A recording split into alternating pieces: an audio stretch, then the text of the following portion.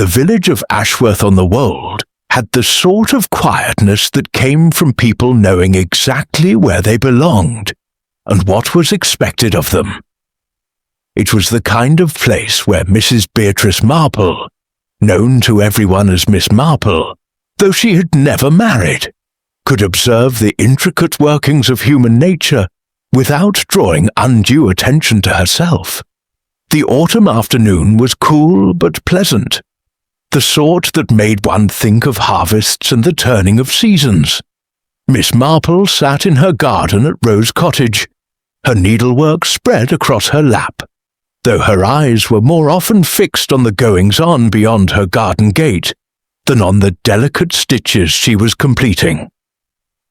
At 83 years old, she had learned that life's most interesting patterns were not those one created with needle and thread, but those one observed in the behaviour of others.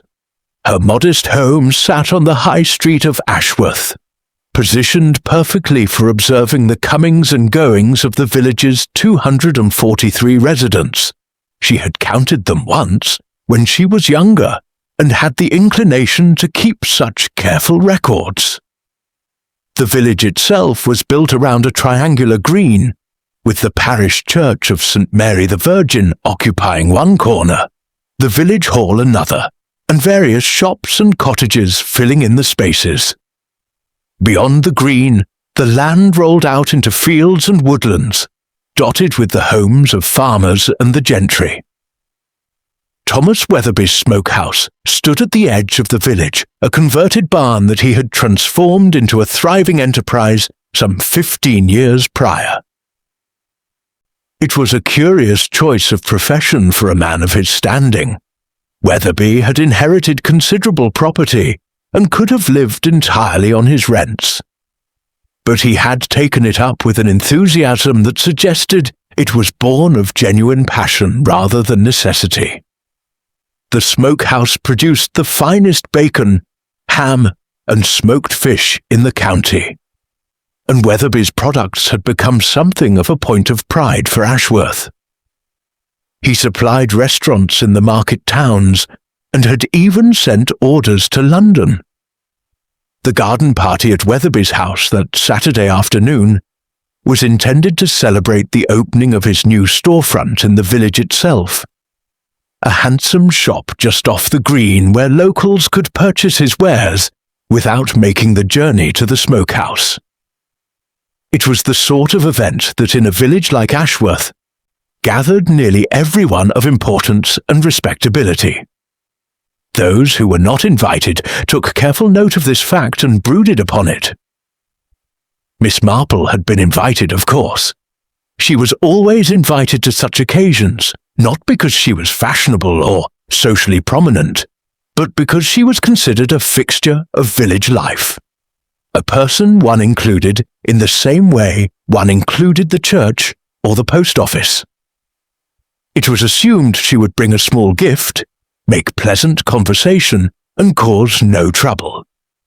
Her observations, when she did offer them, were usually dismissed as the harmless musings of an elderly woman with perhaps too much time on her hands. The afternoon was well underway when she arrived at Weatherby's house, a handsome Georgian structure with a commanding view of the surrounding countryside. The grounds were immaculately maintained. Weatherby spent nearly as much time on his gardens as he did on his smokehouse, and long tables had been set up on the lawn, laden with sandwiches, cakes, and an impressive array of his own smoked meats and fish. "Miss Marple!" Thomas Weatherby himself came forward to greet her, his face flushed with the pleasure of hosting and perhaps a glass or two of wine. He was a man of perhaps 60 years, with the robust health of someone who took genuine pleasure in his work and his food. "How delighted I am that you could come. Do try the smoked salmon. I've outdone myself this year, I think." "How kind of you, Mr. Weatherby," Miss Marple said, allowing him to lead her toward the tables. "Your efforts have been very evident to all of us. The new shop is a credit to the village." What she did not say was that she had observed, over the past 3 months, a great deal of tension in Weatherby's household. Tension evident in the way his wife Margaret had begun calling at the village doctor's surgery, with increasingly vague complaints, and the way his daughter Catherine had taken to riding out alone on the moors, returning with a distracted air that suggested her thoughts were elsewhere. These observations were the sort that one kept to oneself, unless circumstances demanded otherwise. Weatherby's wife Margaret stood near the refreshment table, a slim woman of perhaps 55, with the sort of carefully maintained appearance that suggested she was always conscious of being observed. She had been the daughter of a vicar, a respectable match, though not a particularly distinguished one, and had spent the last 30 years navigating the delicate balance of being the wife of a man who, though wealthy, had chosen to go into trade. She smiled and spoke pleasantly enough, but Miss Marple noted the way her hand trembled slightly as she poured lemonade. Catherine Weatherby, their only child, was a young woman of 28, beautiful in an understated way that suggested she had not yet fully understood her own appeal. She was engaged to James Hartley, a solicitor's son from the neighbouring town, and the wedding was planned for spring. She stood with him now, a tall, fair-haired man with the sort of conventional good looks that made him popular at local gatherings. Yet there was something in the way Catherine looked at him, or rather, in the way she failed to look at him, that suggested to Miss Marple's practised eye that all was not entirely well. There were others at the party, of course. The vicar, Mr. Clemens, and his sharp-eyed wife. The doctor who spent most of his time discussing his prize dahlias with anyone who would listen. Several local farmers and their wives. And then there was Adrian Marsh, the village solicitor, a man of some 50 years who had lived in Ashworth for only the past 8 years, and remained, in the way of outsiders, somewhat exotic and interesting to the local population. Marsh was a striking figure, tall, dark-haired, and possessed of an ease of manner that suggested he had moved in more sophisticated circles than Ashworth could offer. He had a widowed mother whom he supported, and he had taken rooms in a house on the green. He was often seen in conversation with the wealthier farmers and the gentry, and it was generally understood that he did work beyond what the small village could supply, travelling frequently to the market towns and to London. He was standing now with Weatherby, engaged in what appeared to be an intense conversation about business matters, though he broke away to greet Miss Marple warmly when she passed. "Miss Marple, you are looking particularly well this afternoon," he said, taking her hand. There was something in his manner that went slightly beyond the merely polite, a warmth that some might have found flattering, though Miss Marple had long since learned to trust her instinct. That warmth could be genuine, or performed with equal facility by the human face. "You are very kind, Mr. Marsh. I trust your mother is in good health?" "Very well indeed. Thank you for asking. She was disappointed to be unable to come this afternoon. She finds large gatherings rather tiring, but she sends her regards." This was likely true. Adrian Marsh's mother was a woman of perhaps 80, with the sort of fragile health that seemed to improve considerably when she was at home with a book and a cup of tea, but deteriorated rapidly in any social setting more demanding than a quiet supper for two. The afternoon proceeded, as such gatherings did. Conversations flowed in small streams and eddies. People admired Weatherby's latest innovations in smoking technique. They exclaimed over the beauty of his gardens and congratulated him on the new shop. Children ran about the lawn under the supervision of several of the younger women. An elderly woman whom Miss Marple did not immediately recognize was introduced as Weatherby's aunt. recently arrived from Cornwall to stay for some weeks. It was perhaps 3 o'clock when the disturbance began. One of the groundskeepers came hurrying across the lawn, his face flushed and anxious. He made his way directly to Thomas Weatherby, pulling him aside and speaking urgently into his ear. Miss Marple, who was standing alone for a moment, examining a particularly fine specimen of late-blooming roses, observed the way Weatherby's face changed, the colour draining from it, followed by a surge of red. He excused himself abruptly and hurried away from the party, the groundskeeper following. Within moments, the festive atmosphere of the gathering had altered, though most of the guests did not yet understand why. A kind of unease rippled through the assembly. Margaret Weatherby's hand went to her throat. Catherine looked toward her mother with sudden concern. It was perhaps 10 minutes later when Thomas Weatherby returned, his face ashen, his manner urgent. He spoke to the vicar, who immediately gathered his wife. The doctor was summoned. Adrian Marsh appeared to take charge of the situation with a solicitor's instinct for authority. Only gradually, through whispered conversations and careful observation, did the truth emerge. Adrian Marsh, the Smokehouse manager, a man named Robert Saunders who had worked for Weatherby for the past 5 years, had been found dead in the large smoking chamber, apparently overcome by smoke, though the circumstances were unclear.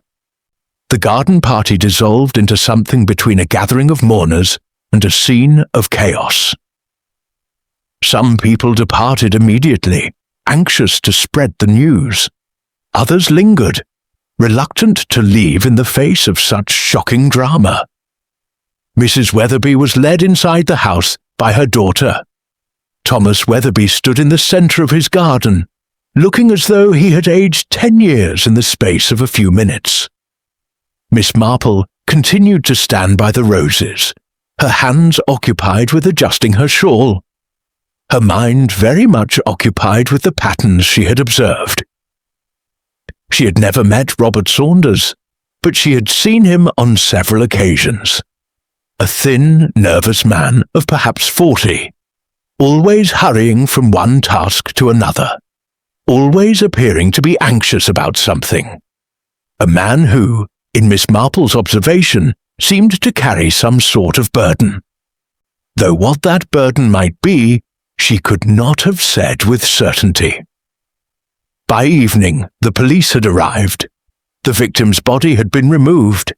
The garden party had become a crime scene, and Ashworth-on-the-Wold had been propelled from its quiet routine into the centre of a murder investigation. By the following morning, every resident of Ashworth had heard the news, embellished and reinterpreted in various ways by those who passed it along. The facts as they were understood were these. Robert Saunders, the manager of Thomas Weatherby's smokehouse, had been found dead in one of the large smoking chambers on Saturday afternoon. The door to the chamber had been locked from the outside. The police were treating it as a suspicious death, though whether it was murder, accident or suicide remained officially undetermined. What remained undetermined officially, however, was subject to no such hesitation in the minds of Ashworth's residents. The village had immediately split into factions, each convinced of a different explanation for Saunders's death, each faction willing to promote its preferred theory with considerable vigour. The first and most obvious theory was that it was an accident. Saunders, this faction argued, had been working in the smokehouse and had been overcome by smoke, perhaps through negligence on his part or through some mechanical failure in the smoking chamber. The door might have been locked by someone who did not realize he was inside. This theory was promoted particularly by those who disliked dramatic explanations and preferred to believe that their village remained essentially orderly and safe. This faction was led, somewhat surprisingly, by the doctor, a man named Gerald Patterson, who had practiced medicine in Ashworth for 30 years, and prided himself on his rational approach to human affairs. He could be heard in the post office declaring that the young man had probably been careless. These younger men, you know, they don't respect the proper procedures. And that there was no need to imagine dark deeds where simple negligence would suffice. The second theory, which gained considerable ground by Sunday evening, was that Saunders had committed suicide. This theory was based on the supposition, offered by those who had observed him, that he had been an anxious, troubled man. Perhaps these observers suggested he had been involved in some sort of romantic entanglement that had ended badly. Perhaps he had been in financial difficulties. Perhaps he had been sick and wished to end his suffering.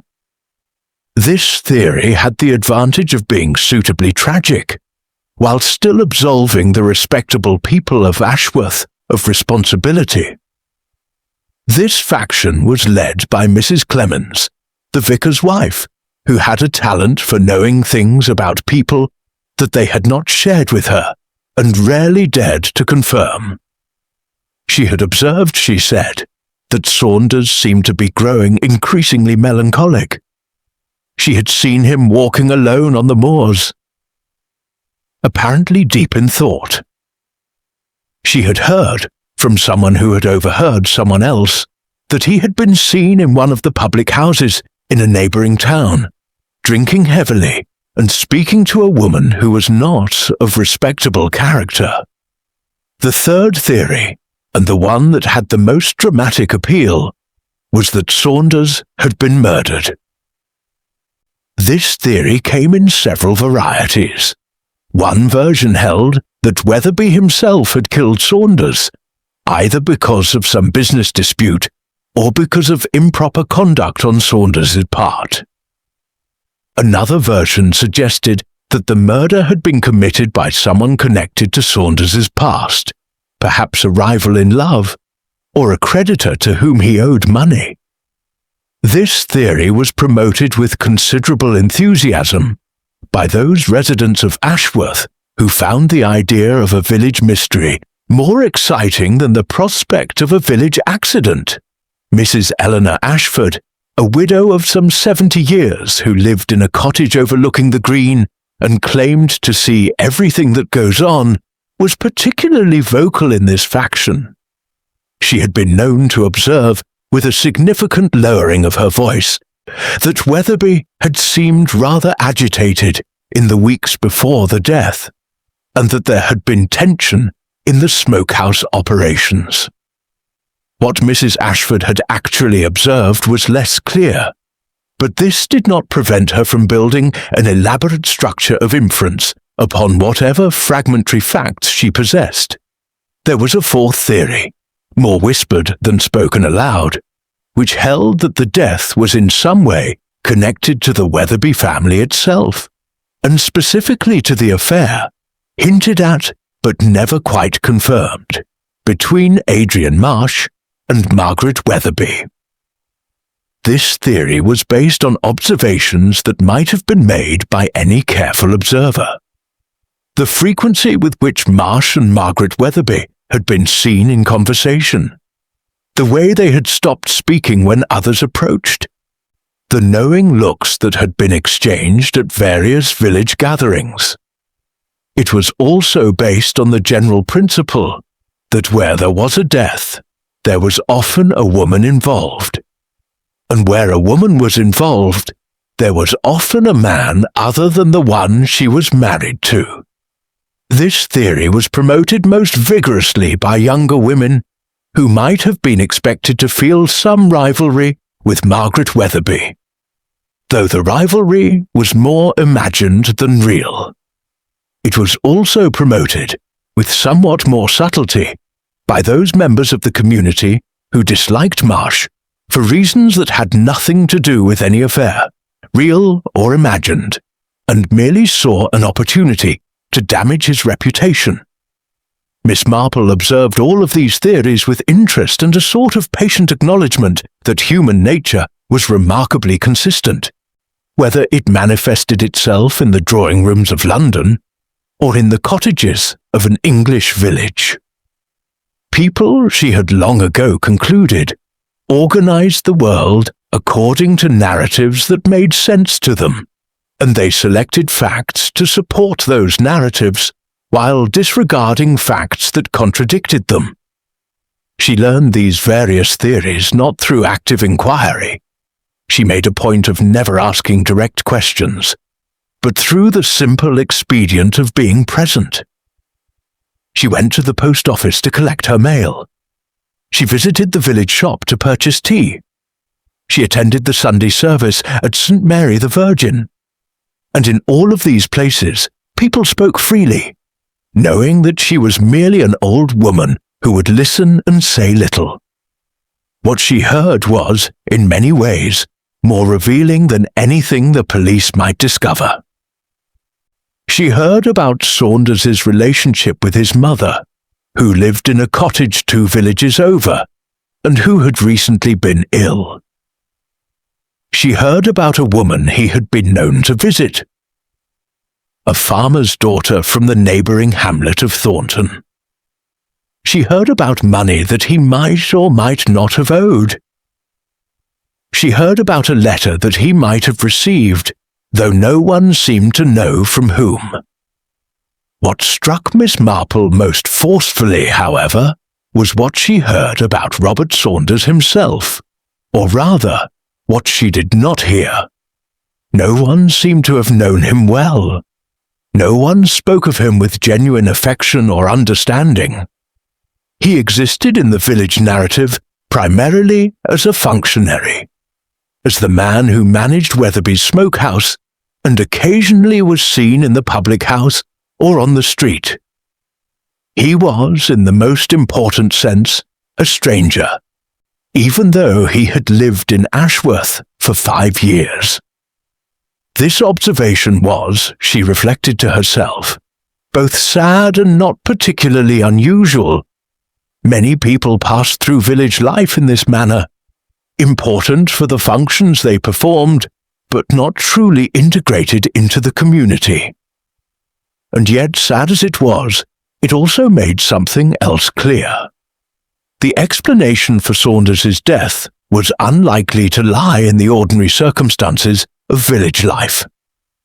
If it did lie there, it would be almost accidental, a matter of circumstance rather than deep motive. By Monday morning, when Inspector Thornton arrived from the county seat to take official charge of the investigation, he found a village that had already tried and convicted several people in its collective imagination.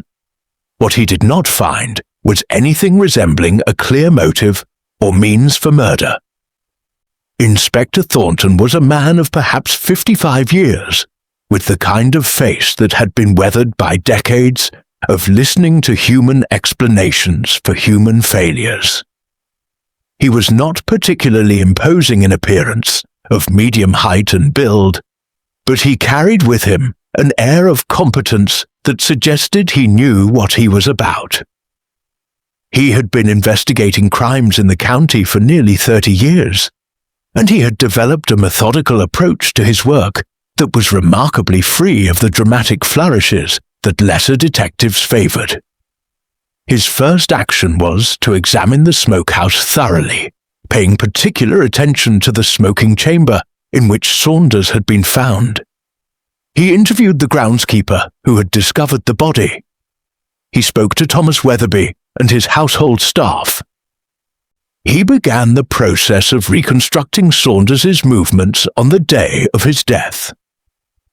What emerged, slowly and through patient questioning, was this. Saunders had arrived at the smokehouse at his usual time on Saturday morning, approximately 7 o'clock.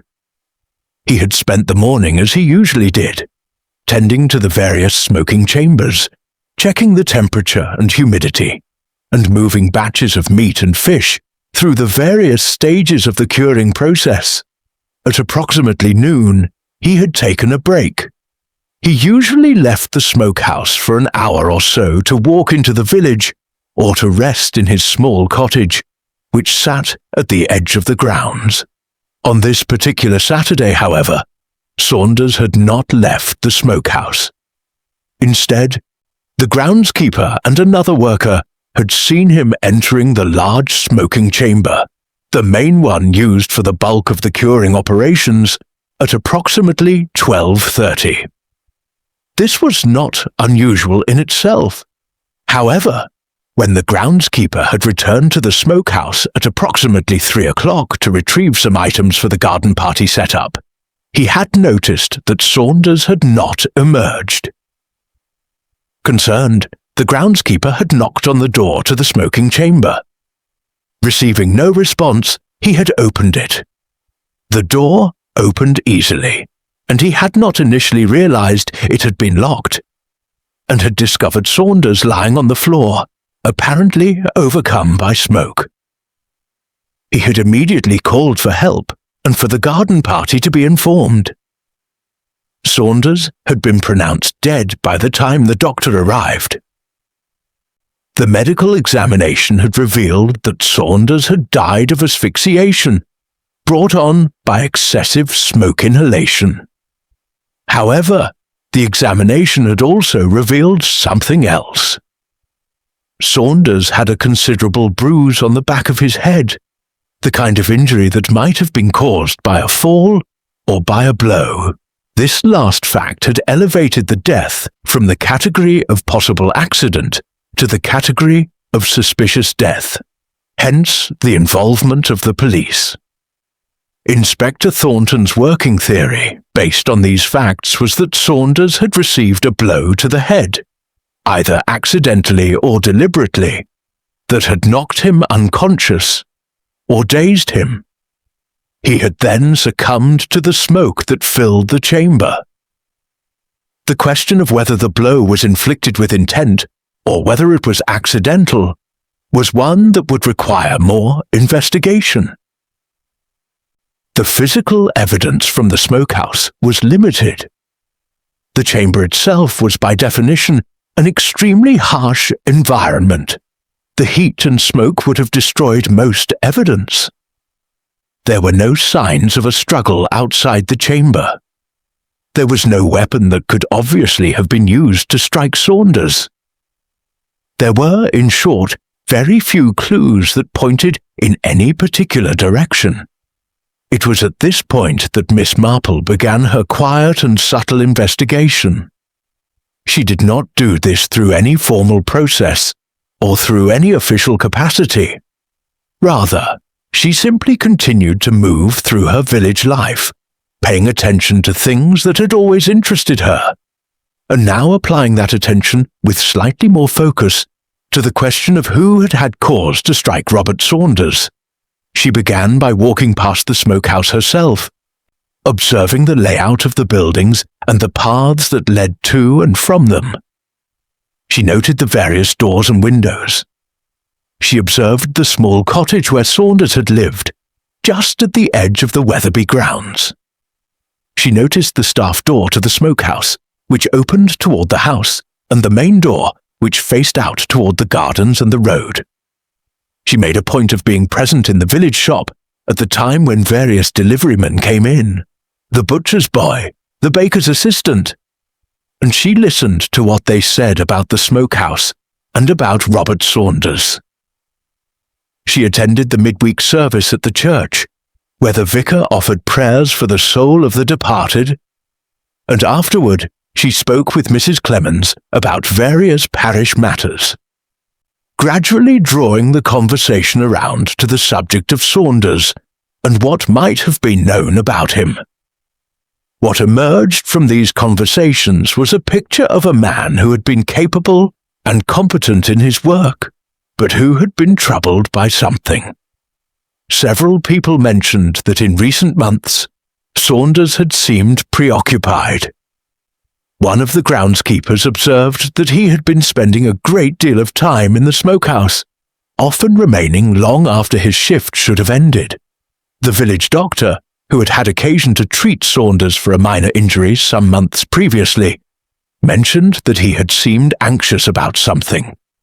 The kind of anxious, the doctor said, that comes from a man who is carrying some burden.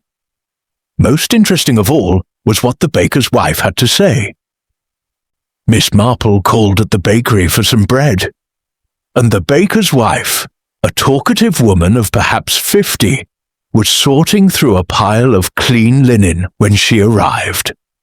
"Such a dreadful thing," the baker's wife said immediately, her eyes bright with the excitement of having current events to discuss. "That poor man, dead in the smokehouse.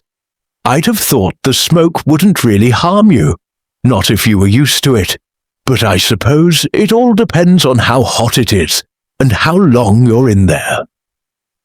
"It must have been very unpleasant for everyone concerned," Miss Marple agreed, selecting a loaf of bread from the display. "I understand the poor man had been working for Mr. Weatherby for several years. Did you know him at all?"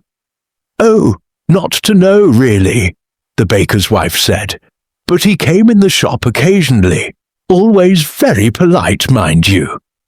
But there was something troubled about him. You know the way some people carry their worries on their face. That was him." "I wonder what troubled him," Miss Marple said thoughtfully. "Do you think he was in financial difficulties?" "Possibly," the baker's wife said, "but I had the impression it was something else. There was a woman involved, I should think. There usually is, isn't there?" "Was there?" Miss Marple asked with interest. "I had not heard anything about that." The baker's wife lowered her voice, though there was no one else in the shop. "I only know because my sister works as a maid at one of the farms near Thornton, and she said that Saunders was known to visit the cottage of one of the farmers there, a man named Hartley. He's got a daughter, quite pretty, she said, though with no great prospects. I believe it was thought that Saunders had some sort of involvement with her." This was interesting, and Miss Marple filed it away in her memory. James Hartley, Catherine Weatherby's fiancé, was also the son of a farmer from the area around Thornton. It would not be unusual for him to know of a woman from that neighbourhood, but it raised a question. Had Saunders's involvement with this woman somehow connected to the Hartley family? And if so, had it in some way connected to Catherine's engagement? "How very complicated," Miss Marple murmured. "Did your sister know the name of the young lady in question?"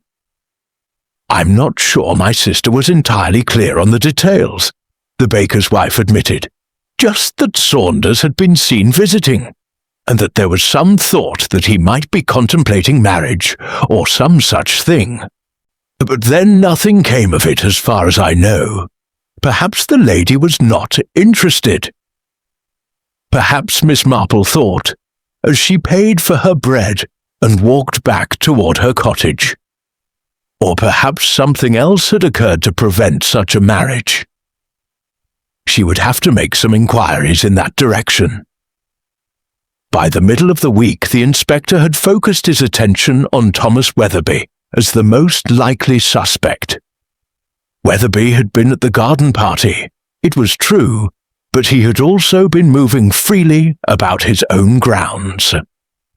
Moreover, he had a clear motive. According to the interviews that had been conducted, Weatherby had discovered, some months previously, that Saunders had been engaging in some unauthorized sales of smoked meats, selling some of Weatherby's product privately and pocketing the money for himself. This theft had cost Weatherby a modest but meaningful sum, and there had been a confrontation between the two men. Weatherby was brought in for formal questioning. He admitted the conflict over the unauthorized sales, but he denied absolutely having done anything to Saunders. He claimed that the matter had been resolved to his satisfaction, that Saunders had agreed to reimburse him, and that they had reached an understanding. He had no reason, he insisted, to harm the man. The difficulty was that the police had very little evidence either for or against him. The bruise on Saunders's head could have been caused by many things. There was no weapon, no witness who had seen Weatherby strike Saunders, no clear motive for murder rather than simple assault. On the other hand, there was also no clear evidence exonerating him. Miss Marple, observing the police investigation from the outside, saw something that the police, for all their methodology and expertise, seemed to be missing. They had fixed their attention on the most obvious suspect, and they were now working backward to make the facts fit that suspect. This was a common failing of police investigations in her experience. They were so focused on finding evidence of guilt that they sometimes failed to observe evidence of innocence. She began, therefore, to focus her observations on other members of the Weatherby household and their associates. She made a point of observing Adrian Marsh more carefully. She paid attention to Catherine Weatherby's movements and her interactions with her fiancé. She noticed the frequency with which Margaret Weatherby visited the doctor's surgery, and she listened carefully when the doctor's wife mentioned, quite by accident, that Margaret had been inquiring about certain herbal remedies. And slowly, patterns began to emerge. Not obvious patterns, but subtle ones, the kind that revealed themselves only to those who had spent a lifetime observing the minor variations in human behavior that indicated major variations in human intention. Inspector Thornton, having spent the better part of a week investigating Thomas Weatherby and finding both evidence and counter-evidence for his guilt, had begun to grow somewhat frustrated. The facts of the case were these. Weatherby had a motive, the theft by Saunders. He had opportunity.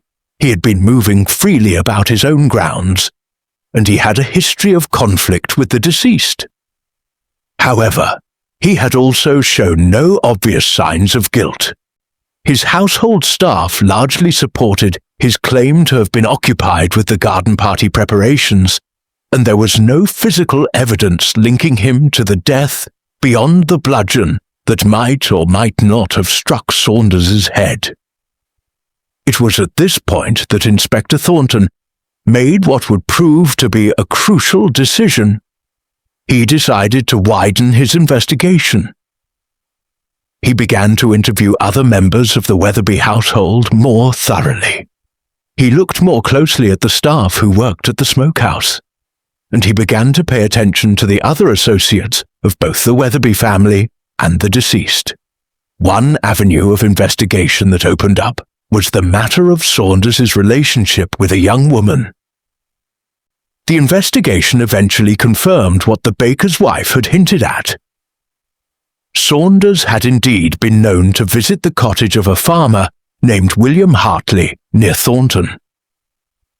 The woman in question was Hartley's daughter, a young woman of some 25 years named Eleanor Hartley. Eleanor was brought in for questioning. She was a quiet, rather plain-looking woman with intelligent eyes, and a manner that suggested she was more used to hard work than to drawing-room conversation. She admitted, with some hesitation, that Saunders had indeed called upon her cottage on several occasions. She said that he had been a kind and considerate man, that he had spoken of his affection for her, and that he had even suggested, in a tentative way, that they might someday marry. However, she said, she had determined that such a marriage would not be a good idea.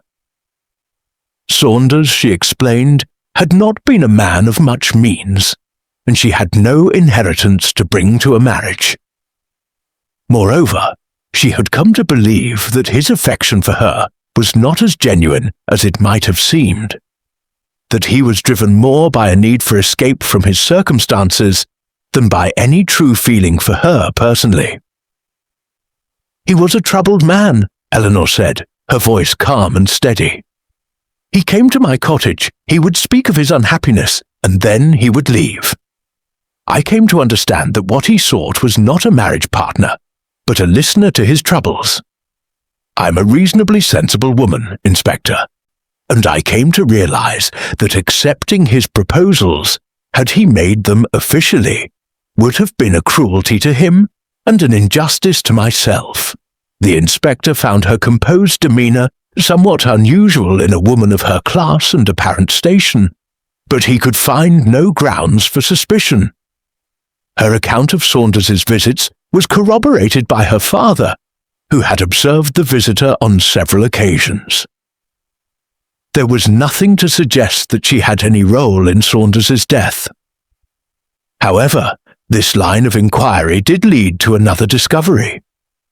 Through his conversations with the Hartley family, Inspector Thornton learned that James Hartley, the man engaged to Catherine Weatherby, was William Hartley's son.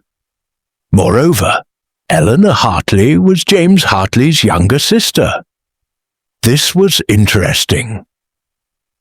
It suggested that James Hartley might have had some awareness of Saunders's visits to his family's property. It raised the question of whether there might have been any conflict between Saunders and young Hartley over Eleanor. And it raised, more intriguingly still, the question of whether the engagement between James and Catherine might have been known to Saunders, and whether this knowledge might have troubled him. James Hartley was brought in for questioning. He was a polite, well-spoken young man who seemed genuinely distressed by the death of Saunders, though they had not, he insisted, been acquainted beyond the most casual of meetings. "I knew the fellow slightly," James said. "He would come to visit my sister Eleanor, and I would see him occasionally, but I had no real knowledge of him. I was certainly not close to him." "Your sister Eleanor told us that Mr. Saunders had expressed some affection for her," the inspector said. "Did you know of this?" "Yes," James admitted. "Eleanor mentioned it to me. I thought it was somewhat presumptuous of the fellow, to be honest, given the disparity in their circumstances. But Eleanor handled it sensibly. She's a very sensible woman, my sister." "It did not trouble you that a man should express romantic interest in your sister?" "Not particularly," James said. "It would have been odd if no man ever did. Eleanor is a capable woman, if not a great beauty. There would be nothing extraordinary in a man seeking her company." The inspector found this response reasonable, if somewhat cold. But again, there was no obvious grounds for suspicion. James Hartley had no apparent motive for murder. He had been in the village at the time of Saunders's death. He had attended the garden party itself, according to several witnesses. And he had been engaged in ordinary social conversation throughout the afternoon. And yet Miss Marple, observing the investigation from her vantage point outside it, found herself thinking about these connections. She thought about Catherine Weatherby's distracted air, the way she seemed to go through her engagement to James with the kind of mechanical precision one might use in completing a tedious task. She thought about Eleanor Hartley's composed demeanor, the way she spoke of Saunders's troubles with a sympathy that seemed almost professional. Most of all, she thought about the detail that had been mentioned almost in passing, that Saunders had been seen spending a great deal of time in the smokehouse, often remaining long after his shift should have ended. What had he been doing there? Had he simply been devoted to his work? Or had he been there meeting someone?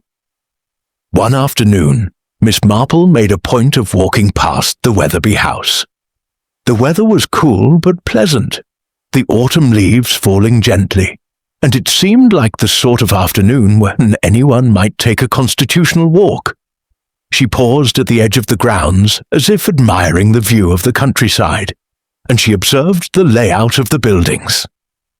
The smokehouse was set some distance from the main house, connected by a path that wound through some trees. It was, in other words, a place where one could conduct a private meeting with reasonable assurance of not being observed from the house. Moreover, the main smoking chamber, where Saunders had been found, had a side door that opened onto a path leading away from the house, toward the cottage where Saunders had lived. It occurred to Miss Marple that if Saunders had been meeting someone regularly, that person would likely have used this side path and the side door to avoid being observed from the main house.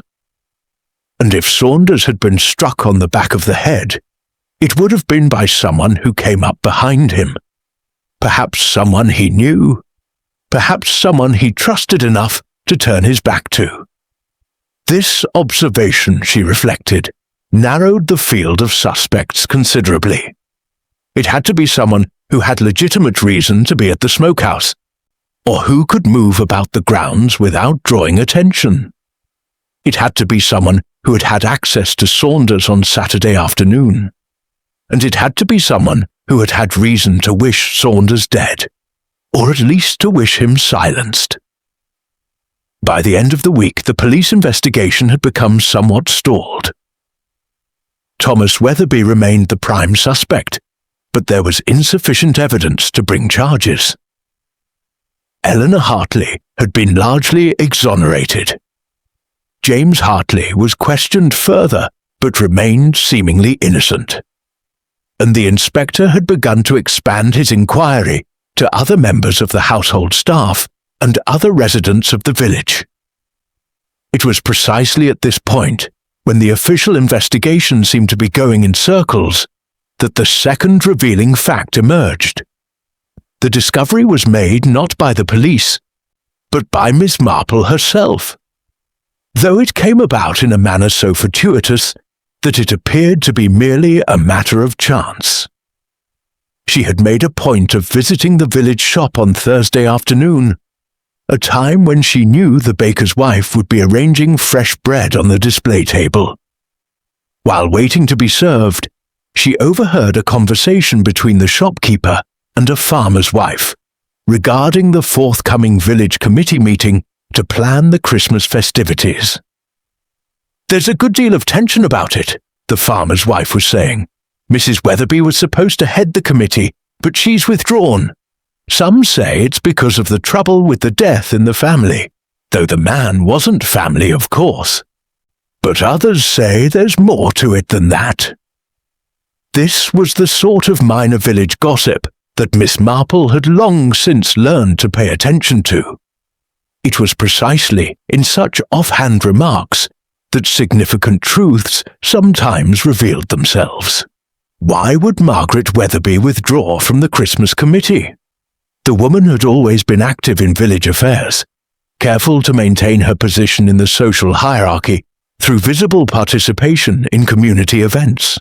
Miss Marple made a mental note to pay particular attention to Margaret Weatherby's movements and state of mind.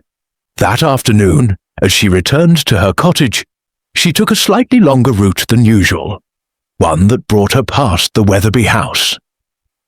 She observed that Margaret was in the garden, apparently cutting some late-blooming roses for arrangement indoors. The woman looked, even from a distance, considerably more strained than she had at the garden party. Her movements were jerky and uncertain, as though her mind were not fully engaged in the task at hand. It was that evening, as Miss Marple was sitting in her cottage with her knitting and the wireless, that there came a knock at her door. To her surprise, it was Catherine Weatherby. Catherine seemed agitated, her composure noticeably shaken.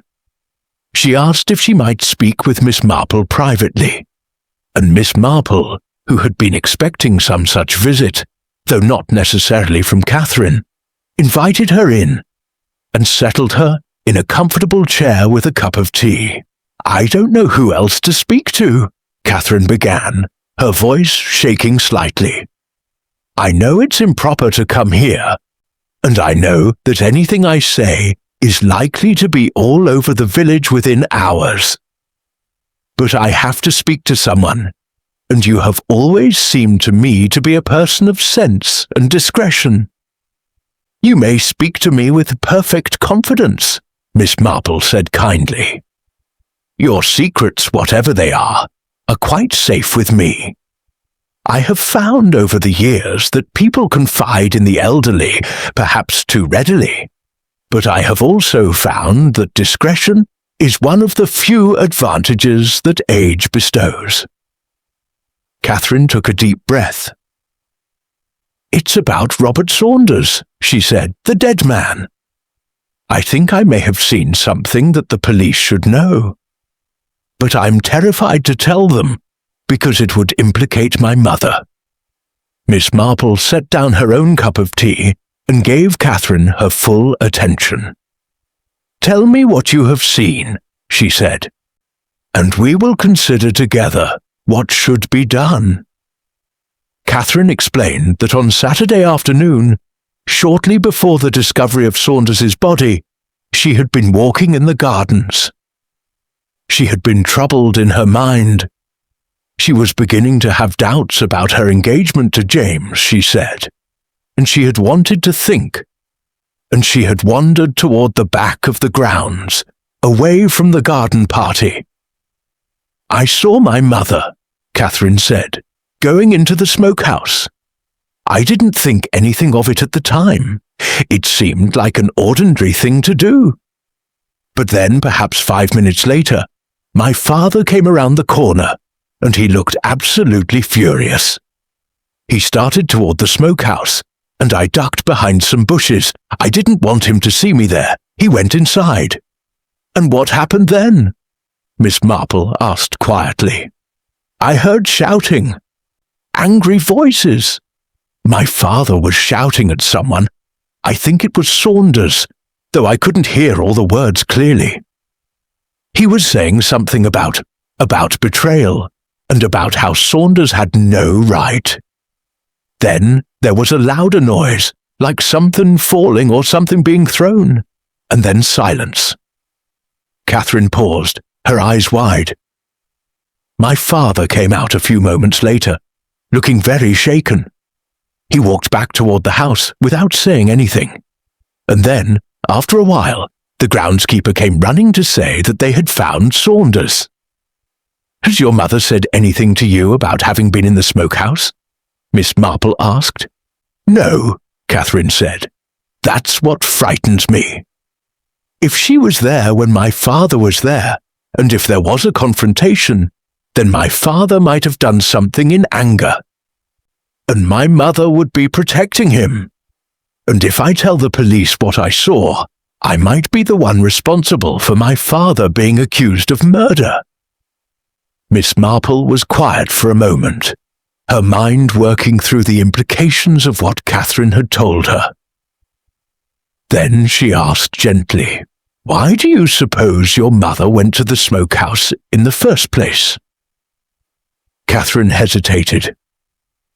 I don't know. I've been thinking about it, and I can only assume it was to speak with Saunders about something. But what that something could be, I cannot imagine. What Miss Marple could imagine, based on her observations over the past few days, was a great deal. She was beginning to form a picture of events that made considerable sense, though it was not yet a complete picture. I think, Miss Marple said carefully, that you should not go to the police with this information at present. It is incomplete, and incomplete information is often more dangerous than no information at all. Instead, I would like you to help me discover the complete truth of the matter. Will you do that? Catherine looked uncertain. I'm not sure how I could help. I don't know anything. You can help by observing things and reporting them to me, Miss Marple said. Small things, conversations you overhear, movements and locations of people, expressions on faces. These small things gathered together often form a much clearer picture of the truth than any large and obvious facts. Over the next few days, Catherine did exactly as Miss Marple asked.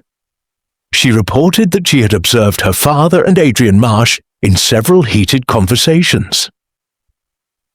She had overheard fragments of these conversations, including a phrase about blackmail and another about having no choice. She had observed that her mother seemed to be communicating with Marsh through notes. She had seen Margaret pass an envelope to Marsh one afternoon in the village, and she had seen him pass something back to her. Most interesting of all, Catherine reported that she had found in her mother's room, tucked behind a drawer, a small packet of letters. These letters were written to Margaret Weatherby, and they were signed with only an initial, R. "Did you read them?" Miss Marple asked. Catherine nodded, her face flushed with the shame of having violated her mother's privacy. They were love letters, passionate love letters, but they weren't from my father. They were from Robert Saunders.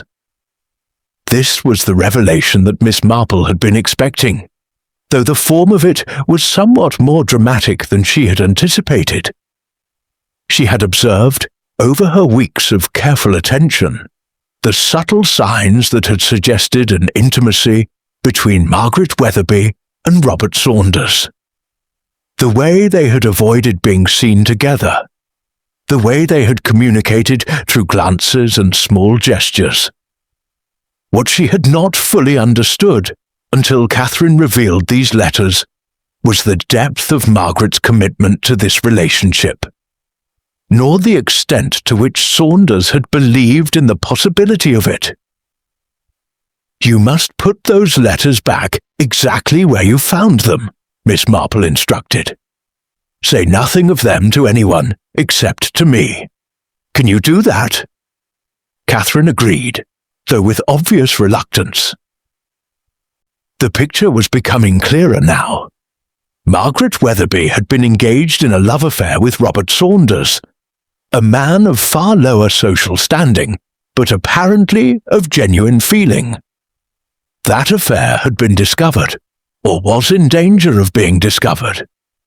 Thomas Weatherby had found out about it, and he had confronted Saunders.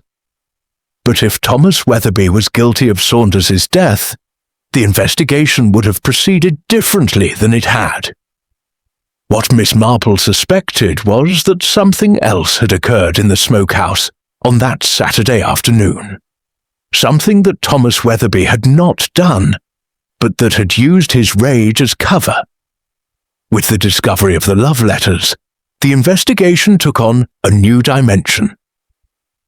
Miss Marple made a careful and deliberate decision to share with Inspector Thornton what she had learned, though she was careful to present her information as observations rather than as conclusions, and to shield Catherine Weatherby's involvement as much as possible.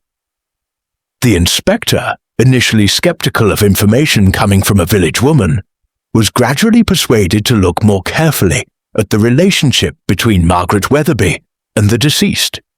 Once he began to pursue this avenue of inquiry, the layers of the case began to peel away. It transpired that Margaret Weatherby and Robert Saunders had indeed been involved in an affair that had lasted for at least 2 years. They had been remarkably discreet. So discreet, in fact, that very few people were aware of it. Adrian Marsh was aware of it, however, and he had apparently used this knowledge for purposes of his own. The investigation revealed that Adrian Marsh had been blackmailing both Margaret Weatherby and, through Margaret, Thomas Weatherby himself. The sums involved were not enormous. Marsh was a man of modest means and reasonable intelligence, and he was not greedy. What he had been seeking, it appeared, was a kind of social advancement and acceptance within the village that he had been denied as an outsider. When confronted with evidence of his blackmail schemes, Marsh confessed readily enough. Yes, he had discovered the affair. Yes, he had used his knowledge to secure favourable social treatment and small financial considerations from the Weatherby family. No, he had not seen anything wrong with this arrangement, as the Weatherbys had far more money than he did, and they had treated him with the kind of casual disdain that wealthy people often extended to poorer newcomers. "What I did was wrong, I suppose," Marsh said to the inspector, "but it was hardly unusual, and it was certainly not murder. I was quite content with the arrangement, and there was no reason for me to kill the man. In fact, the man was useful to me. His continued association with Mrs. Weatherby ensured that I would always have leverage against them." This was, unfortunately for the inspector's investigation, almost certainly true. Marsh's motive was not to kill Saunders, but to keep him alive and complicit. The blackmail only worked as long as Saunders's affair with Margaret continued. However, the investigation of Marsh's blackmail scheme had revealed something else: that Margaret Weatherby had been considering leaving her husband. She had written letters, not found by the police, but revealed by Marsh himself, who had kept copies, indicating that she was planning to run away with Saunders. She had even begun to set aside money from her personal account, money that she intended to take with her.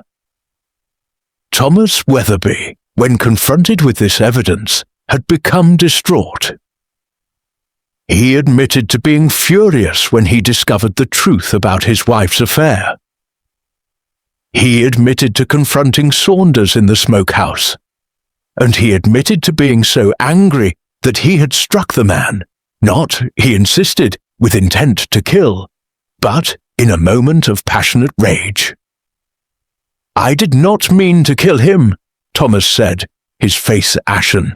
"I struck him once, I believe in the shoulder, but he fell, and his head struck the metal frame of the smoking chamber. I thought he was merely stunned. I left him there, thinking he would recover. It did not occur to me that the smoke or his injuries would be serious. I did not kill him intentionally."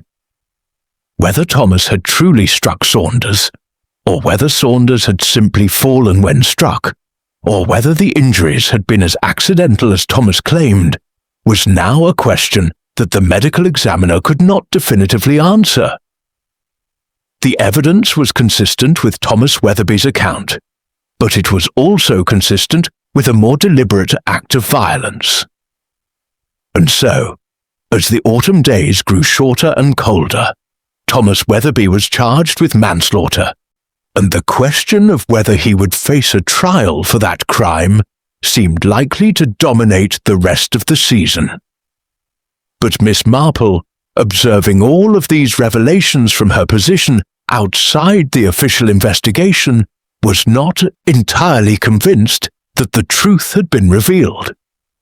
She had observed Thomas Weatherby carefully during the period following the discovery of his wife's affair. She had noted his rage, certainly, but she had also noted something else: a certain quality of performance in his anger. It was as though he were acting the part of the enraged husband, rather than being the enraged husband. She had also observed Margaret Weatherby's behaviour in the days following Saunders's death. Margaret had been grief-stricken, certainly, but there was something in her grief that seemed almost carefully managed, as though she were mourning the loss of a dream rather than the loss of a person. And she had observed Adrian Marsh very carefully indeed. Marsh had seemed, throughout the entire investigation, remarkably at ease. Even when his blackmail schemes had been revealed, he had seemed more like a man who had been caught in a minor indiscretion than like a man who had been engaged in serious criminal behavior. There was something not quite right about the picture that the official investigation had assembled. The pieces seemed to fit together, but they fit together in the way that a puzzle might fit together if you forced the pieces, if you ignored certain shapes and corners in favor of making a larger whole. And so Miss Marple began, with careful subtlety, to examine the one area of the investigation that had been somewhat neglected by the official police: the precise movements of each individual at the time of Saunders's death. It was Mrs. Clemens, the vicar's wife, who provided the final piece of evidence that shifted the focus of the investigation, though she did not realize the significance of what she was saying. Miss Marple had arranged, through the entirely innocent expedient of inviting her to tea, to have a conversation with Mrs. Clemens about the events of that Saturday afternoon. They discussed the garden party, the shock of the discovery, and various other matters. And then, quite by accident, Mrs. Clemens mentioned that she had seen Adrian Marsh arriving at the Weatherby house somewhat late in the afternoon, just before the commotion began. "I remember it quite clearly," Mrs. Clemens said, "because I had remarked to myself that it was unusual for him to arrive at such an hour, when the party was already well underway. One would have expected him to come earlier, to make a proper entrance, but instead he came around the side of the house, toward the back gardens, and I saw him making his way toward the Smokehouse." This was significant. The timeline of events, as the police had understood them, had placed Adrian Marsh in various locations throughout the afternoon, but he was not known to have been anywhere near the Smokehouse. If he had been there, if he had been near Saunders at a crucial moment, then his account of his movements had been incomplete at best, and deliberately deceptive at worst. Miss Marple made a careful note of this and, in her own subtle way, brought it to the attention of Inspector Thornton. The inspector, initially skeptical, nevertheless decided to question Adrian Marsh more thoroughly about his movements on the afternoon in question. To his surprise, Marsh initially maintained his account. He had come to the garden party in the late afternoon, he had stayed for a brief time, and then he had left. He had not been near the Smokehouse. However, when confronted with Mrs. Clemens's account of having seen him near the Smokehouse, Marsh's composure slipped slightly. He admitted that he had indeed been to the Smokehouse, but only briefly. He said that he had received a note from Saunders requesting a meeting. He claimed that he had gone to the Smokehouse to speak with Saunders about the blackmail arrangement, specifically about bringing it to an end. The man had become a liability, Marsh said. He was beginning to show signs of instability. Margaret was planning to run away with him, which would have destroyed everything. And Saunders himself was becoming increasingly anxious and unstable. I thought it best to speak to him, to see if we could come to some new arrangement. I arrived at the Smokehouse, I spoke with him briefly, and then I left. I have no knowledge of what happened to him after I left. But when the police pressed Marsh further, when they examined his hands for marks and his clothing for traces of violence, they began to develop a different theory. And when they examined the letter that Marsh claimed to have received from Saunders, they found that it had been written in handwriting that bore a remarkable resemblance to the handwriting in the love letters that Margaret had written, suggesting that the letter might have been forged, that Marsh had lured Saunders to the Smokehouse under false pretenses. It was at this point that James Hartley came forward with a piece of information that he had previously withheld. He said that Saunders had confided in him. Saunders and Eleanor had remained on good terms even after ending their romantic involvement, that he was frightened of Adrian Marsh. Saunders had said that Marsh had been blackmailing him, using the affair with Margaret as leverage, and that Saunders had come to believe that Marsh had murderous intentions toward him. Saunders was a simple man, James said, not stupid, but without great imagination. But he had come to understand that his presence in Ashworth had become a complication for several people. He was afraid, I think, that someone might decide that the simplest solution to their problem would be to remove him entirely. With this new evidence, and with his own observations about Marsh's suspicious behaviour and incomplete accounts, Inspector Thornton shifted his focus. He brought Adrian Marsh in for intensive questioning, and he began to assemble a case against him. What gradually emerged was this. Adrian Marsh had indeed been blackmailing Thomas and Margaret Weatherby through his knowledge of their affair. But at some point, Saunders, the very man who was at the centre of the situation, had learned of this blackmail. Saunders, perhaps through Margaret, perhaps through some other means, had become aware that Marsh was using him as a tool to control the Weatherby family. More importantly, Saunders had apparently decided that he was finished with the arrangement. He had indicated to Margaret that he was willing to confess the affair openly, to face the consequences if it meant escaping from Marsh's grip. He had said that he preferred honesty and poverty to complicity and fear. This presented a problem for Adrian Marsh. The affair only worked as a tool of blackmail as long as it remained secret. If Saunders went public with the truth, if he exposed the relationship openly, then Marsh would lose his leverage, and more importantly, he might face accusations of blackmail himself. Marsh, therefore, had taken matters into his own hands. He had forged a letter from Saunders, a letter designed to look as though Saunders was inviting him to a secret meeting. Marsh had gone to the Smokehouse and had confronted Saunders. What had happened next was a matter of some dispute. Marsh claimed that it had been an accident. He said that he and Saunders had argued, that Saunders had tried to leave, and that in the confusion, Saunders had fallen and struck his head. Marsh said that he had then panicked and had locked the door to the smoking chamber from the outside, intending to give himself time to think. He had left, and by the time he worked up the courage to return, the body had already been discovered.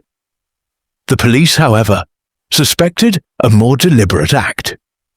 They believed that Marsh had struck Saunders, possibly with a tool that was commonly found in the smokehouse, and that he had then ensured that Saunders would die from smoke inhalation by locking the door and leaving him in the chamber. The evidence was circumstantial but compelling. Marsh had motive, opportunity, and suspicious behaviour. He had been in the smokehouse at a time when he had initially denied being there. He had had communication with Saunders that he had not revealed. And he had demonstrated a capacity for deception and manipulation throughout the course of the investigation. In the end, Adrian Marsh was arrested for the murder of Robert Saunders. Thomas Weatherby was released, the charge of manslaughter against him being dropped. The case seemed, from the perspective of the police and the prosecution, to be concluded. But Miss Marple remained unconvinced. She had observed Adrian Marsh carefully during the investigation, and something in his demeanour troubled her. He seemed almost relieved to be arrested, as though the burden of guilt that he was carrying was not the guilt of having committed murder, but the guilt of having allowed someone else's guilt to go unchallenged. It was a subtle distinction, and it was one that Miss Marple had learned to recognise over many years of observation. There was a difference between the relief of having committed a crime and been caught, and the relief of having admitted to a truth that one had long been concealing. Moreover, there were certain facts that continued to trouble Miss Marple. The note that Marsh claimed to have received from Saunders, the note that had lured him to the smokehouse, Miss Marple had been given the opportunity to examine it, and she had found it curious. The handwriting was disguised, certainly, but there were certain letters, certain curves and flourishes that suggested to her trained eye that the note had been written by someone attempting to imitate a particular style rather than someone writing naturally. More importantly, the note had been written on notepaper that was quite distinctive, heavy, cream-coloured paper with a slight pattern of birds in the watermark. This was not the sort of notepaper that Robert Saunders would have used. Saunders was a man of modest means, and he would have used whatever paper he could find. This paper, by contrast, was expensive and refined. It was the sort of paper that someone of considerable means and refined taste would use. It was the sort of paper that, for instance, Margaret Weatherby might use. Miss Marple began, therefore, to examine her understanding of the relationships between the various parties. She had assumed, based on the evidence that had been revealed, that Margaret's affair with Saunders had been genuine, that it had been motivated by authentic emotion, and perhaps it had been. But she began to wonder whether Margaret might have had other motives as well, whether the affair might have been, in some sense, a strategy. She thought about what she had observed of Thomas Weatherby's character. He was a man of considerable pride and considerable means. The knowledge of his wife's affair would have devastated him, not because of any particular attachment to Margaret. Their marriage seemed to be more of a business arrangement than a genuine partnership, but because of what the affair represented in terms of his own status and standing. She thought about what she knew of Adrian Marsh's character. He was a man of intelligence and ambition, but he was constrained by his lack of family connections and his relative poverty. The blackmail scheme had been an attempt to leverage what little advantage he possessed, knowledge, into a more secure position in the world. And she thought about what she knew of Eleanor Hartley's character. Eleanor was a sensible, capable woman, but she was also a woman without prospects, without the security of marriage or family wealth. She had rejected Saunders's offers not because she did not care for him, but because she had recognized that he was not genuinely in love with her, and because she could not afford to tie her fate to someone so unstable.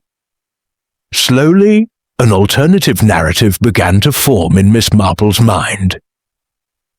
What if the affair between Margaret and Saunders had never been entirely genuine? What if it had been instead a kind of theatrical performance, designed to accomplish a specific purpose? What if someone clever and capable, someone who understood human nature and the power of manipulation, had orchestrated events in such a way as to achieve a particular goal? To test this hypothesis, Miss Marple did something that was quite uncharacteristic of her. She arranged to have a private conversation with Eleanor Hartley. She visited Eleanor at her father's farm, ostensibly to inquire about the welfare of Eleanor's mother, who had been ill. Once they were alone in the parlour, however, Miss Marple gradually guided the conversation toward the subject of Saunders. "I was thinking about poor Mr. Saunders the other day," Miss Marple said, "and I found myself wondering about your relationship with him. You seem to me a very sensible young woman, Eleanor. Did you ever truly believe, that he was in love with you?" Eleanor was quiet for a long moment. Then she said, "No, not truly. He was in love with the idea of escape, I think. He was an unhappy man, Miss Marple, trapped in his circumstances, and he looked to me as though I might be a way out. But as for love itself, the kind of love that is necessary for a true marriage, no, I never believed he felt that for me." "Did anyone encourage him in his attentions toward you?" Miss Marple asked. "Anyone suggest that you might be a suitable match, or introduce him to you, or create situations in which you two might meet. Eleanor looked at Miss Marple with sudden understanding. Yes, she said, it was Mrs. Weatherby. She came to call on my mother one afternoon, and she remarked that she had observed Mr. Saunders, that he seemed to be a sensible young man despite his lower station, and that she thought it a pity that Eleanor, that's me, should have no prospects for marriage. She suggested that Mrs. Hartley might invite him to call sometime, that it would be no harm to observe whether any connection might develop between us. And did your mother think this was kindly meant? Miss Marple asked. My mother was delighted, Eleanor said. She thought Mrs. Weatherby was being extraordinarily generous. My father was less sure. He said that it seemed unusual for a lady of Mrs. Weatherby's position to take such interest in the marriage prospects of a farmer's daughter. But my mother dismissed his doubts as being uncharitable. And in your own judgment, Miss Marple said, what do you believe Mrs. Weatherby's motive was? Eleanor was quiet again. When she spoke, her voice was steady and clear. I believe she was using me as cover for her own involvement with Mr. Saunders. If it were known that he was calling at my father's farm to court me, then no one would think it suspicious when he was in company with Mrs. Weatherby, or when he had opportunities to be alone with her. The affair would be hidden in plain sight, so to speak. And did you know at the time that Mrs. Weatherby intended to conduct an affair with Mr. Saunders? I suspected it, Eleanor said. Mr. Saunders let certain things slip in his conversations with me, and I observed it the way Mrs. Weatherby looked at him when she thought no one was watching. I recognized it because I had felt something similar myself, though I managed to overcome it. This was enlightening. It suggested that at least some people in the village had been aware or partially aware of the true nature of the arrangement. There is one more question I should like to ask you, Miss Marple said, and I should appreciate an entirely honest answer. Do you believe that Adrian Marsh murdered Robert Saunders? Eleanor took a deep breath. No, she said, I do not. I believe Mr. Marsh was involved in the situation, but I do not believe he is a murderer. I think someone else killed Mr. Saunders, and I think it may have been someone we all trusted. Can you say who? Miss Marple asked. I cannot say with certainty, Eleanor said, but I have observed Mrs. Weatherby very carefully over the past weeks, and I have seen in her a kind of satisfaction that suggests to me that events have gone according to her plan. If I were forced to guess, I would say that she killed Mr. Saunders, perhaps with her husband's assistance, perhaps not. And I would say that she used Mr. Marsh's blackmail scheme and Mr. Saunders's fear of Mr. Marsh to create a convenient explanation for the death. This was the confirmation that Miss Marple had been looking for. Now she needed to gather the final evidence, the evidence that would definitively prove her theory. Miss Marple's strategy was simple and elegant. She arranged, through the agency of the vicar's wife, for a small gathering to occur at her cottage. She invited Margaret Weatherby, Catherine Weatherby, James Hartley, and Eleanor Hartley.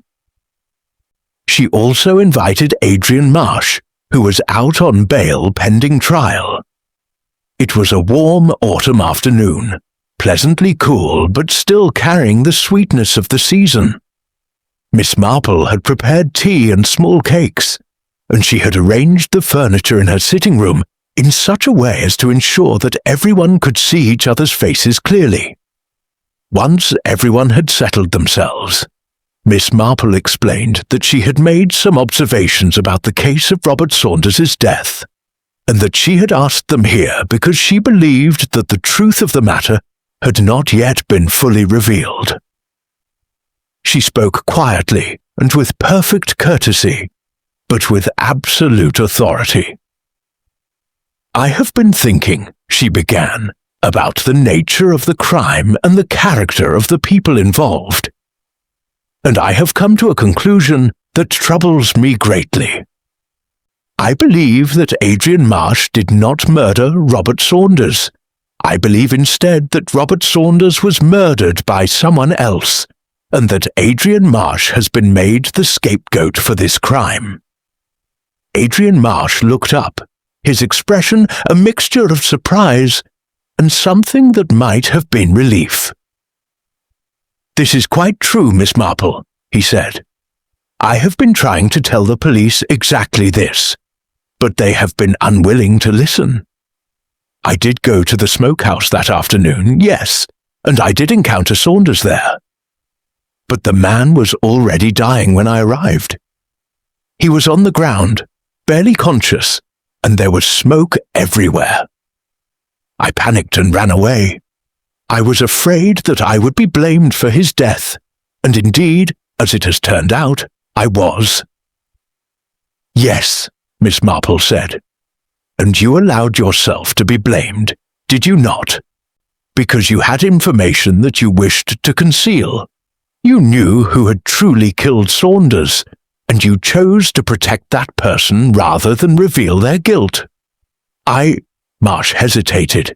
Then he said, "Yes, I believed that I owed a debt to the person who had truly committed the crime. I felt that the least I could do was to remain silent and let suspicion fall on myself." "Who is this person?"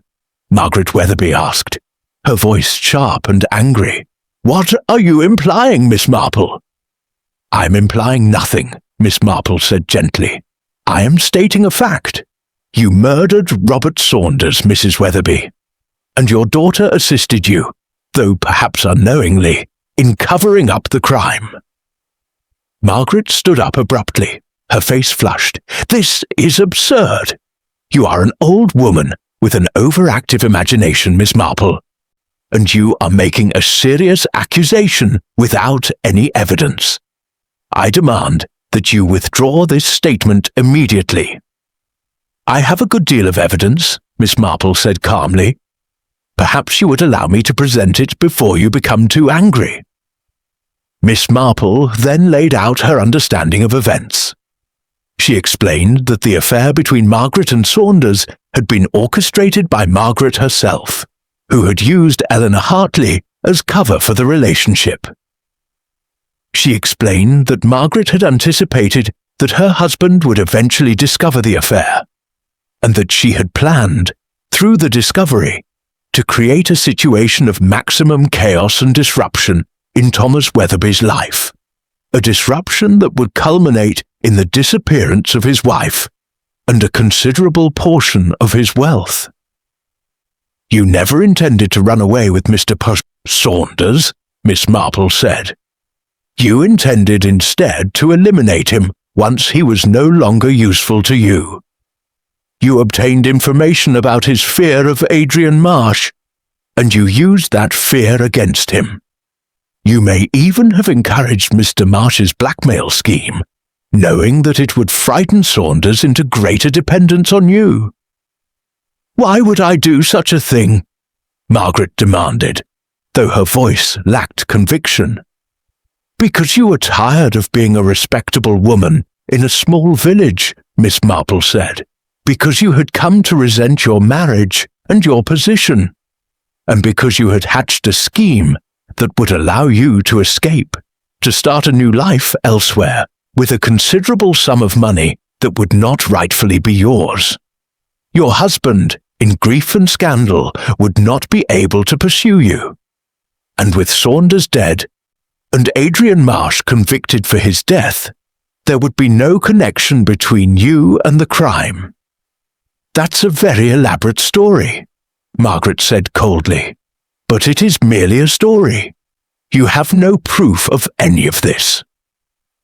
"I have the letter that was used to lure Mr. Saunders to the Smokehouse," Miss Marple said. "A letter written on cream-coloured paper with birds in the watermark. The same paper that you use for your correspondence. I have a witness, Miss Eleanor Hartley, who can testify that you deliberately introduced Mr. Saunders to her for the purpose of creating a cover story for your affair. I have the observed fact that you began withdrawing money from your personal account in the months preceding the murder, and that you were planning to leave your husband. None of this proves that I killed Saunders, Margaret said. No, Miss Marple agreed. The physical evidence of who killed him is, by the nature of the smokehouse and the conditions within it, nearly impossible to recover. But I can tell you what happened, and I can explain why Adrian Marsh is innocent. She then described what she believed had occurred. Margaret had summoned Saunders to the smokehouse using the forged letter. She had told him that she was going to run away with him, that they would leave that very afternoon, that she had prepared money and plans for their escape. She had led him into the smoking chamber on some pretext, perhaps to discuss their plans away from observation, perhaps simply to see the place where he had spent so much of his time. Once inside the chamber, Margaret had struck him, perhaps with a tool that could be found in the smokehouse, perhaps with something she had brought with her for the purpose. The blow had been severe enough to knock him unconscious. Then Margaret had locked the door to the chamber from the outside, ensuring that Saunders would die from smoke inhalation. She had left the key in the lock, or, more likely, she had removed it, to avoid any suspicion that the door had been deliberately locked. When Adrian Marsh had arrived, perhaps genuinely summoned by Saunders in a moment of panic, he had found the chamber locked. Peering through the window, he had seen Saunders on the ground. He had realized immediately what had happened. Afraid for his own safety, afraid of being implicated, he had fled. You protected the person who had truly committed the crime, Miss Marple said to Marsh, because you believed you owed her a debt. Or perhaps because you were afraid of her. Is that not so? Adrian Marsh looked at Margaret Weatherby, and in his face was a look of such deep and complicated emotion, guilt, fear, and something that might have been love, that Miss Marple understood immediately. Yes, Marsh said quietly. That is so. I knew what had occurred, and I said nothing. But why? Catherine asked, her voice broken. Why would you protect my mother? Marsh looked at Catherine and then away. Because I loved her, he said simply. Not in the way she loved Saunders, perhaps, but genuinely nonetheless. And when I realized what she had done, when I understood that she was going to blame him for the death, I could not bring myself to betray her. This confession hung in the air, like a stone dropped into still water, sending ripples in all directions. Margaret, faced with the united evidence of Miss Marple's observations and Adrian Marsh's implicit confirmation, finally seemed to recognize that her deception had unraveled. She sat down slowly, and when she spoke again, her voice was entirely different. No longer angry or defiant, but defeated. Yes, she said, yes, I killed him. He was becoming a liability. He was becoming afraid, unpredictable. He wanted to confess everything, to run away together openly. I could not allow that. My entire plan depended on his death at the hands of someone else. Adrian was the obvious choice. He had motive, he had opportunity, and he had already proven himself capable of criminal behavior. I thought that no one would question his guilt. What will you do now, Miss Marple? Catherine asked, her voice small and frightened. I will do what I must do, Miss Marple said. I will inform the police of what I have discovered. Justice must be served, even when it is painful, even when it involves people we know and perhaps even care for. The trial of Margaret Weatherby for the murder of Robert Saunders took place in the spring, when the village of Ashworth was just beginning to recover from the long winter. The case attracted considerable attention, not only because it was a shocking crime, but because of the unusual circumstances. The wife of a respectable businessman, accused of murdering a man in an affair, with the twist that the suspected murderer had been protected by a rival who had sought to be convicted in his place. Margaret Weatherby was found guilty and sentenced to life imprisonment. She served her sentence in a women's prison in Yorkshire, where she was reported to be quiet and well-behaved, and where she died, somewhat ironically, at the age of 87, having outlived her husband and most of her contemporaries. Adrian Marsh was exonerated of all charges. However, the revelation of his role in the blackmail scheme and his subsequent willingness to conceal evidence of murder out of love for Margaret Weatherby made his position in Ashworth untenable. He departed the village within a few weeks of his release and was not heard from again. Thomas Weatherby was left to navigate the profound humiliation of having his wife's infidelity and her crime exposed to the entire world. He bore this burden with a kind of stoic dignity that earned him, over time, the sympathy of the village. He lived out his remaining years. He died some 15 years later, quietly and without scandal, and he was at the end regarded with a kind of respect that suggested the village recognized that he had been more sinned against than sinning. Catherine Weatherby broke her engagement to James Hartley, and some 18 months later she married a solicitor from London, a man she met while staying with her aunt during the trial. She moved away from Ashworth and was not seen again by the village residents, though she was known to have been happy in her marriage. Eleanor Hartley married, some 3 years after the events of that autumn, a man of modest means who shared her sensible nature. She had several children and lived a quiet and respectable life, managing her household with the competence that had always marked her character. James Hartley eventually married as well, and he remained in the area, taking over his father's farm and becoming a respected member of the farming community. The village itself returned to its usual patterns, though with a subtle change in its consciousness. The residents of Ashworth-on-the-Wold had been reminded that evil was not confined to distant cities, that respectability could hide profound moral corruption, and that the comfortable certainties of village life could be upended by the secret passions and ambitions of seemingly ordinary people.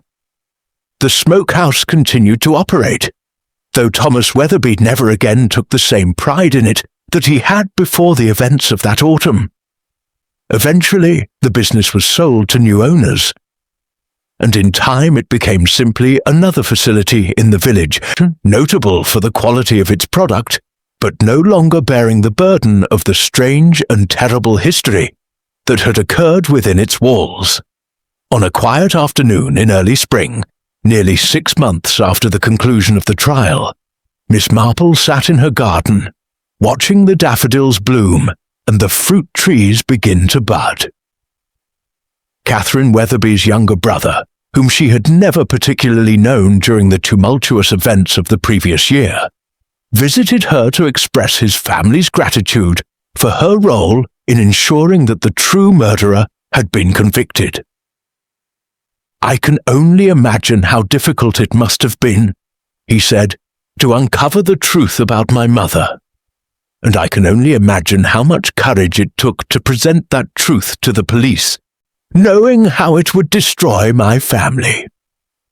Miss Marple set down her knitting and looked at this young man, not so young, now that she thought about it, perhaps 35 or 40 years old, and she considered how to respond to his gratitude.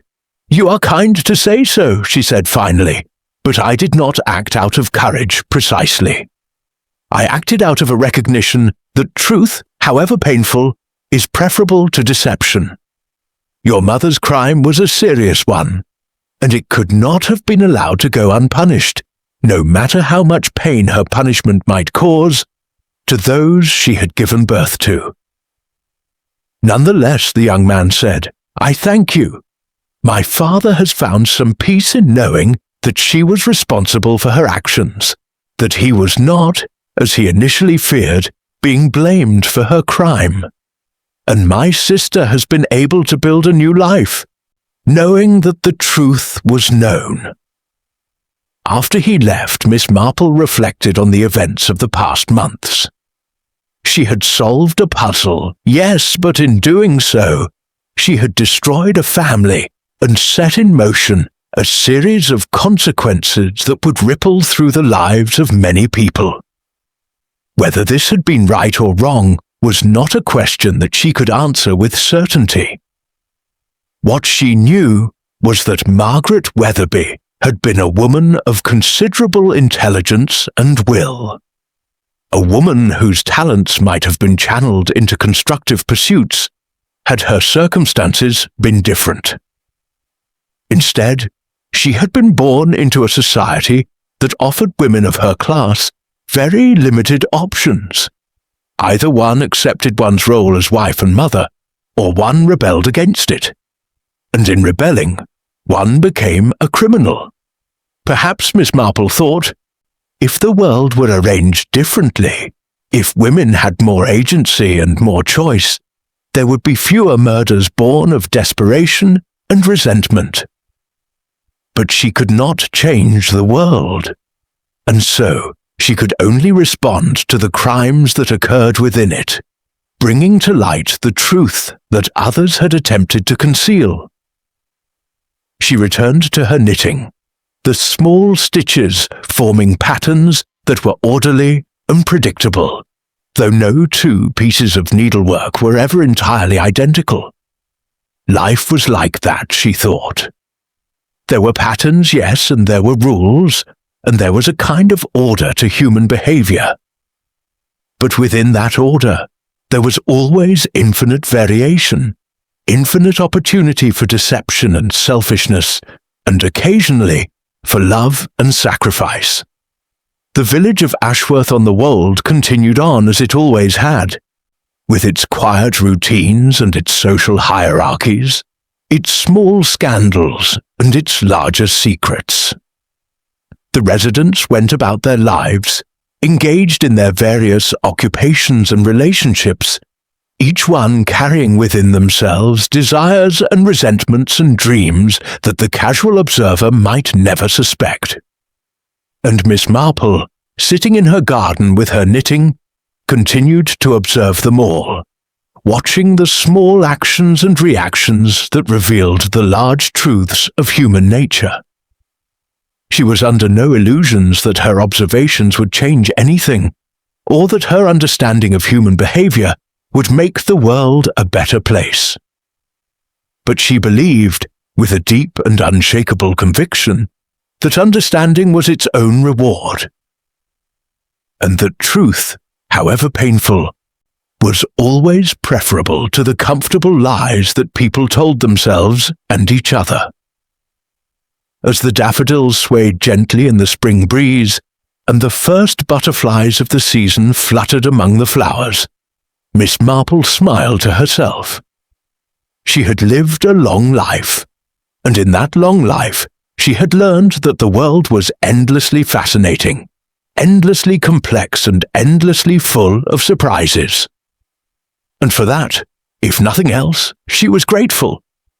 The seasons would turn, as seasons always did. Summer would come, with its warmth and its growth.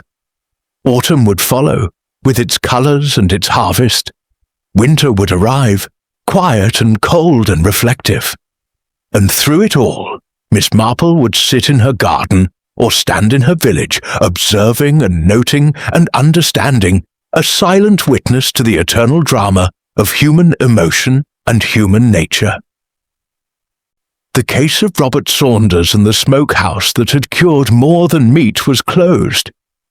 But in a village where everyone knew everyone else's business, where secrets were currency and observation was an art form.